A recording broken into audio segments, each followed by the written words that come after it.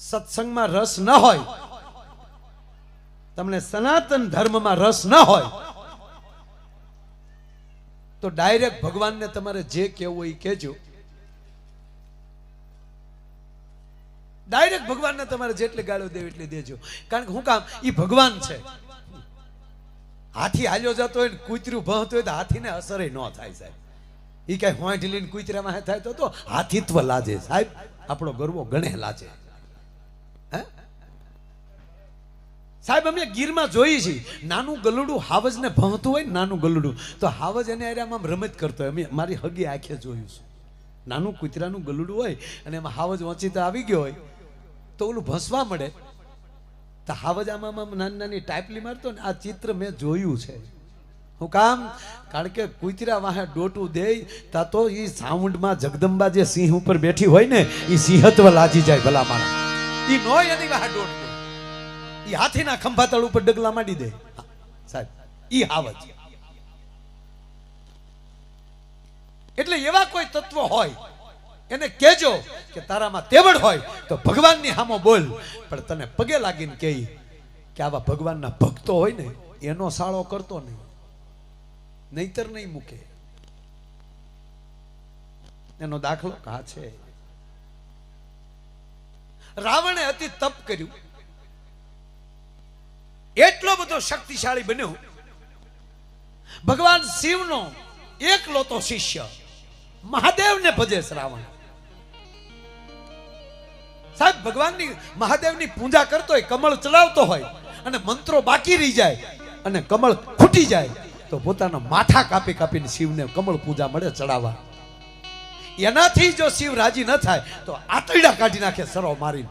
એ આતરડાનું વાદ્ય બનાવી, ત્યારથી શબ્દ આવ્યો રાવણ હથો.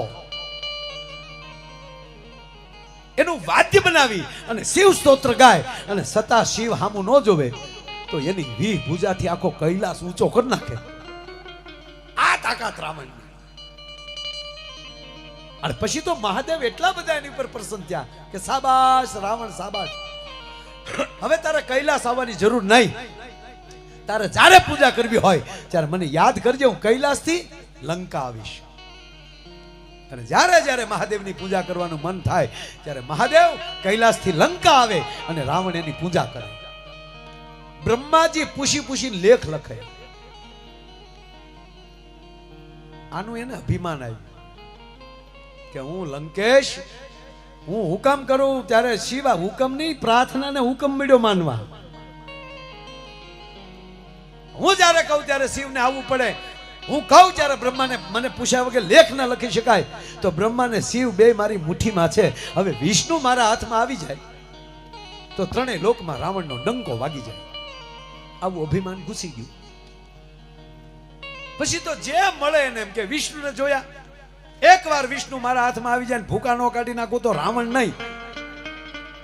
આ બધા કે આનું ફટકી ગયું છે. હવે એમાં કોકે કીધું કે મહારાજ અમને પૂછો છો એની કરતા તમે મહારાજ બલિ પાસે જાઓ. મહારાજ બલિ એના પિતા વિરોચન અને વિરોચનના પિતા ભક્ત પ્રહલાદ. પ્રહલાદના દીકરાનો દીકરો થાય બલિ. આ યુવાનો આગળ આ વાત એ માટે કરું કે અમુક ખબર જ ન હોય સાહેબ. ઘણી બધી એવી કથાઓ છે, આપણે વાર્તાઓ. આપણે મીરાબાઈનું બધાએ નામ સાંભળ્યું, રાણા પ્રતાપનું નામ સાંભળ્યું, પણ રાણા પ્રતાપને મીરાબાઈને શું સંબંધ હતો એ કોઈને ખબર નથી. આપણે એમ કહે છે કે રાણોજી દ્વારકા મીરાબાઈને તેડવા ગયા, પણ કયો રાણોજી? ખુદ રાણો પ્રતાપ. મહારાણા પ્રતાપના સગા મોટી માં છે. મહારાણા પ્રતાપના સગા મોટી માં. મોટા રાણા ભોજ, એ રાણા ભોજના અર્ધાંગના એટલે મીરાબાઈ. ઈથી નાના રાણા આદિત્ય ઈ ખટપટિયા હતા. એને મીરાબાઈને બહુ દુઃખ દીધું. શું કામ? કે મીરાબાઈ વયા જાય, મારા ભાઈ એકલા થઈ જાય, એને કોઈ સંતાન ન થાય એટલે સીધી ગાદી મને મળે. આ લાલચ, આ રેકોર્ડિંગ થાય છે. રાણા વિક્રમે બહુ એને હેરાન કર્યું. પછી મીરાબાઈ દ્વારકા, આખી બહુ સરસ કથા છે. દ્વારકા વયા જાય છે. અહીંયા દુશ્મનો ચડાઈ કરે છે. રાણા ભોજનું અવસાન થાય છે. પાછા રાણા વિક્રમ ગાદીએ બેસે છે. પાછી દુશ્મનોની ચડાઈ થાય અને પાછા રાણા વિક્રમનું મૃત્યુ થાય. ચિત્તોડ જીતી લે છે.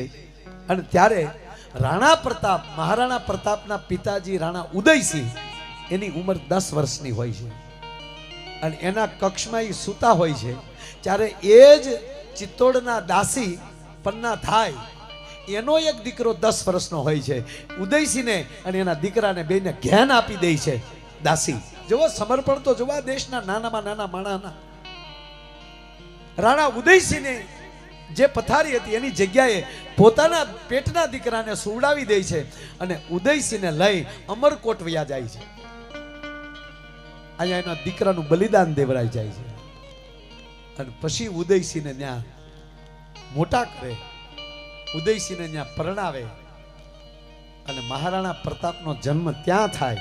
અને એ રાણા પ્રતાપ 15 વર્ષના થાય, 5 વર્ષના થાય પછી પાછી ચડાઈ કરે અને પછી રાણા ઉદયસિંહ પાછું ચિત્તોડ પાછું લે અને પછી જે બીજું નગર બનાવ્યું એ ઉદયસિંહે જે બનાવ્યું એના ઉપરથી ઉદયપુર.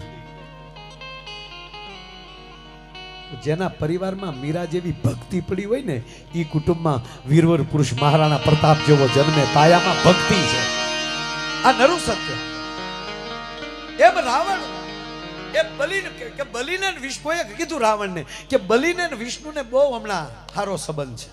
પાતાળ લોકનું રાજ આપ્યું છે. માં લક્ષ્મીએ બલિને ભાઈ માન્યો છે. પહેલી વેલી રાખડી બેનો કોઈએ ભાઈને બાંધી હોય તો માં લક્ષ્મીજીએ બલિ રાજાને રાખડી બાંધી. ત્યારથી આપણે અહીંયા બોલવામાં આવે દાદા, રક્ષેન બંધો રાખડી બલિ રાજાની રાખડી. એ કથા મારે નથી આવું. પણ રાવણને કીધું હવે સાંભળજો વાત, હવે ચાલુ થાય સાહેબ 2 મિનિટ. હજી ઓલી સિંટુ તો ત્યાં બેઠી જ છે એટલે કહું કોઈ ઉતાવળ ન કરતા. કારણ આનંદ એને જ કહેવાય કે જે એક વાત પૂરી ન થાય તો બાજુમાં એક નવી વાત યાદ આવી જાય. મૂળ વાત પડી રહી પછી એનો અર્થ નથી કે હું ભૂલી ગયો.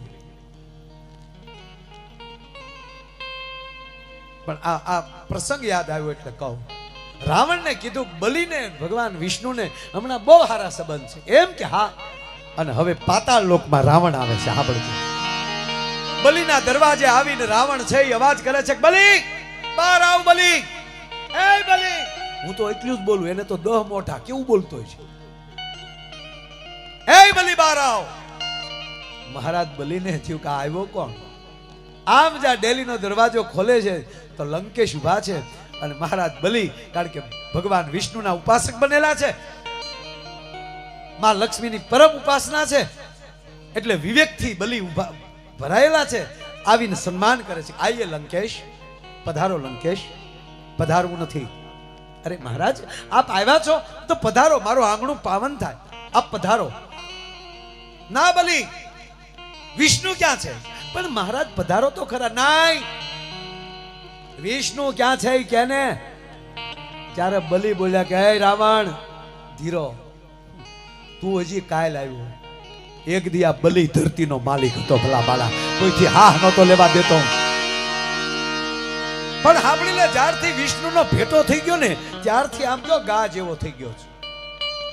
આવું રાવણને ઘણાએ સમજાવેલો. એના મામા મારીસને મૃગલો બનાવવાનો હતો ને કે તમારે હોનાનો મૃગ બની અને સીતાજી પાસે જવાનું છે એટલે મામા તમે જાઓ. ત્યારે એને કીધું મારીસે કે હે ભાણિયા ભાઈ, રામને કોઈ દી જોયા કે ના? તો ભાણિયા ભાઈ રહેવા ગયો તો સારું. કે કેમ?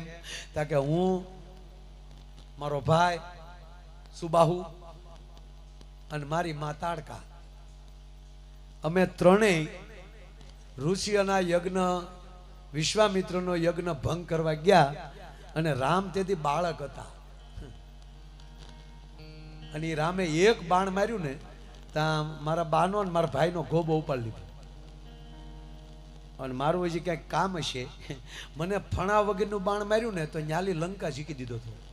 આ તેદુનો કડ ભાંગલો જો અહીંયા ટેસ્ટથી પીડ્યો અને હજી વાહ આવે ને કાંઈક પવનનું પાંદડું ખખડે ને તોય મને એમ થાય રામ આવ્યા એટલે હું રામથી બીવ છું.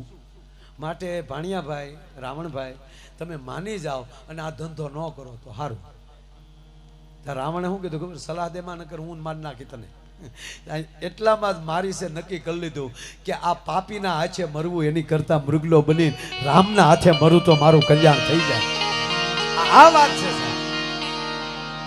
એમ આયા બલીએ કીધું કે રાવણ તને પગે લાગીને કહું મારે તમને હસાવા છે પણ આ વાત નીકળી ગઈ છે એટલે સાહેબ 1 મિનિટમાં મારે વાત પૂરી કરવી છે.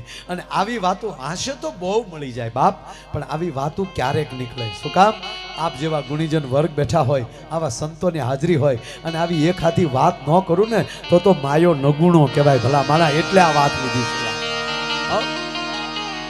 બાપુ. એટલે ગમે છે આપ જેવા બધા ઉપસ્થિત હો, આવા ગુણીજન વર્ગ બેઠા, મારી પાઘડીઓ બેઠી, હજી મારી માતાઓ બેઠા. મહારાજ બલી કહે છે રાવણ લંકેશ, એક દિયા બલી આ પૃથ્વીનો માલિક હતો, પણ સતા આવે મહારાજ તમારે વિષ્ણુ જોવા હોય તો હાલો હું તમને દેખાડું. એમ કરીને અંદર લઈ ગયા. ત્યાં થોડાક પટારા પીડ્યા હતા. સાંભળજો, છે તો અડધી જ મિનિટની વાત. હવે સાંભળજો, પટારા પડ્યા હતા. એમાંની બલીએ કીધું કે મહારાજ રાવણ આમાં એક પટારો ખોલો.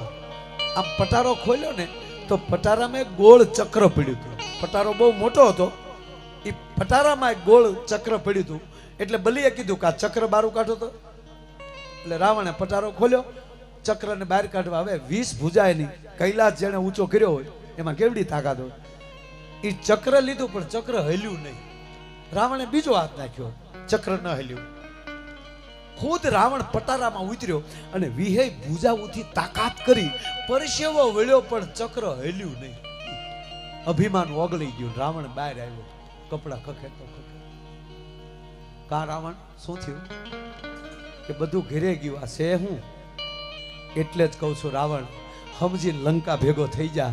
વિષ્ણુને ગોતવા જેવું નથી. કે પણ આ છે હું ઈ તો કે તાકે હવે તો રાવણ બીજું સાંભળી લે. ઈ વિષ્ણુ જ્યારે માનવ બની ધરતી ઉપર આવે ત્યારે તારે જે કરવું એ કરજે.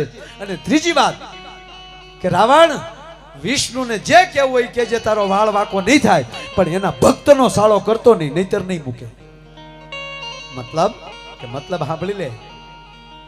આ ચક્ર છે ને બીજું કાંઈ નથી. મારા દાદા પ્રહલાદ એના પિતા હરણાકશનું નામ સાંભળ્યું કે હા, એના કાનનું કુંડળ છે આ. મારા દાદા હરણાકશ છે ને એના કાનનું કુંડળ છે આ. ખોલ બીજો પટારો, બીજું કુંડળ એમાં પડ્યું. તો હવે રાવણ વિચાર કરી લે કે એના કાનનું એરિંગ, એના કાનનું કુંડળ જો આવું હોય તો એના માથાનો મુંગટ કેવો હશે એ જો પડ્યો જોઈ લે. એના બાજુ બંધ કેવા હશે. એટલું નહીં રાવણ, એનું બખ્તર કેવું છે. અરે છોડ રાવણ, એના હાથની ગદા કેવી છે. ઓહો, એટલે જ કહું રાવણ મારા દાદા પ્રહલાદને એને ખૂબ દુઃખ દીધું, કારણ કે એ વિષ્ણુના ભક્ત હતા. અને છેલ્લે થપ ધગાવ્યો અને ત્યારે કીધું કે લે ભૈરબાથ. તેથી મારા દાદા રડતા રડતા કીધું પિતાજી હવે આગળ ન વધો તો સારું. છતાં દયા ન કરી અને થંભને બથ ભરી અને એમાલી વિષ્ણુ પ્રગટા નરસિંહ રૂપ ધારણ કરી એ આ કુંડળના પહેરનારને ઓળે પકડ્યો, ખોળામાં નાખી અને પોતાના આંગળાથી ચીરીને વિષ્ણુ હાલતા થઈ ગયા હતા. આ માયલું તારામાં બળ ખરું? તાકે ના. તાક તો લંકા ભેગા થાવ, માનવ બનીના ધરતીમાં આવે ને પછી તમારે કઈ જે સાળો કરવો એ કરજો.